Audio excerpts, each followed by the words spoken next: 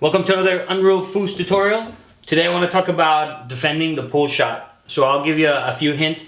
Like I reiterated in previous tutorials, check out my defensive tutorials. The other ones just to get some general concepts and terminology. When you're blocking the pull shot, again, the more you know about your opponent, the better. If he's a great pull shooter, then you definitely have to worry about all the different holes. If the person or the player is not as good of a pull shooter, if he's an amateur, beginner, that type of level of player, then that level of player, usually amateurs and beginners tend to shoot more longs and middles rather than try to wait for straight shots. So the more you know about your opponent, the better you're going to be defensively, and that just in general that goes for defending any type of shot. So so when you're defending the pull shot, typically what I do is I try to play a little bit more on this standard defense, and I'll do a little bit of switching, but I'll try out to do this, see if I can get away with maybe baiting, trying to see if the player wants to go straight or not. Sometimes what I do is I'll just mix in trying to block middles and longs with this guy.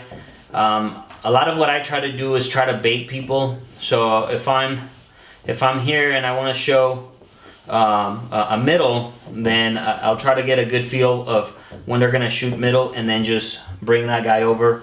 Like I said, so I'll start out with this type of defense.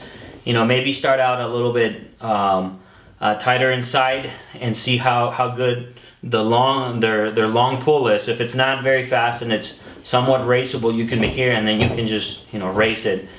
For the most part, I never try to do a dead race on pull shooters.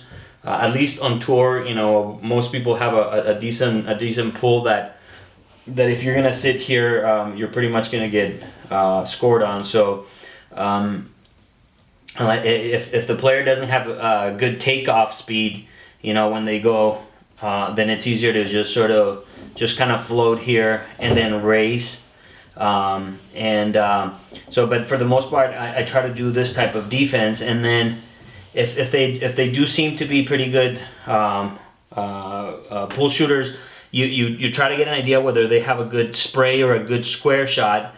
If they're spraying the ball, sometimes you can get away with switching, and you try to take away the 3/4 or the long with the 2-bar guy here. If they're going to be spraying the ball, if they're squaring the ball long, again, at some point, if you do this reverse defense, it's good if the pull shooter is if he's constantly trying to go long, and if they can't really hit dead bars, then you might get away with doing things like this where you might show the straight hole, then switch, just to throw in a little bit of a different defensive change.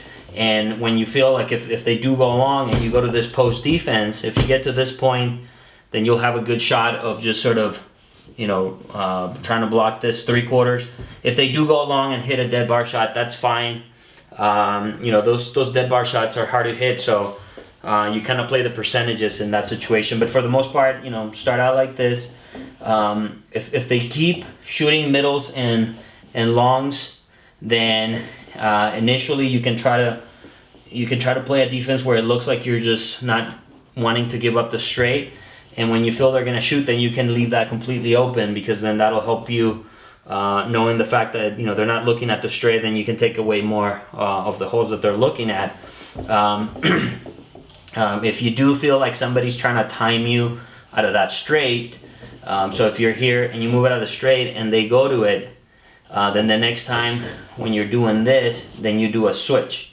So that's part of, as a goalie, what you're trying to get is trying to get a feel of what the offensive player is doing, whether they're just setting up and just basically loading and going, or whether they're trying to time your movement, trying to time switches, and then if you pay attention to that and you can catch on that, that they're shooting right when you either switch or you move, so then you know that they're trying to time you, so then you can use that to your advantage. So if you're here and you do a quick movement and you go back to where you were guarding, most likely they'll shoot right at your guy. So if they're waiting for you to move, so if you do this type of movement, like you're guarding here and then you move and leave it open and then go back, next time you can just move out and then go back to it quickly. So again, just generally, the more you know about how your opponent shoots, the better that you're going to be at blocking this shot. One of the things that I do is I also change up my rhythm when I'm playing this. I'll play a little bit faster. So if I'm doing here,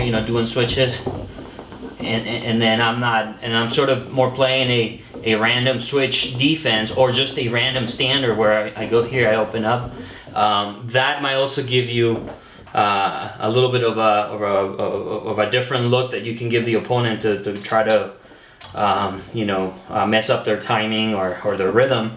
And again, just be mindful of the fact that when you move like this and you switch, you leave those straights open a lot. So if your intent is to sort of bait somebody to go straight, then next time, like when you're doing this and you feel that they're going to shoot, then you can stay straight or you can stay long. Whatever the feel is, the best thing is that and you're trying to force the player to shoot where you want them to shoot, not for them to take the holes that they want. Sometimes it's just good to just stay and just give up a hole. Like if you're just here and say, well, I'm gonna see how good their long is, and you just essentially just kind of give up a long hole, you can just stay here, and just kind of just give up that hole. Next time, see if they're gonna take the same hole, and then you can take it away. So you start playing mind games in that situation. So those are some quick tips. I'll try to see if I can find some footage of me playing pull defense, and then I'll use that as more of a reference to get more tips. Thanks. Send me any questions, please.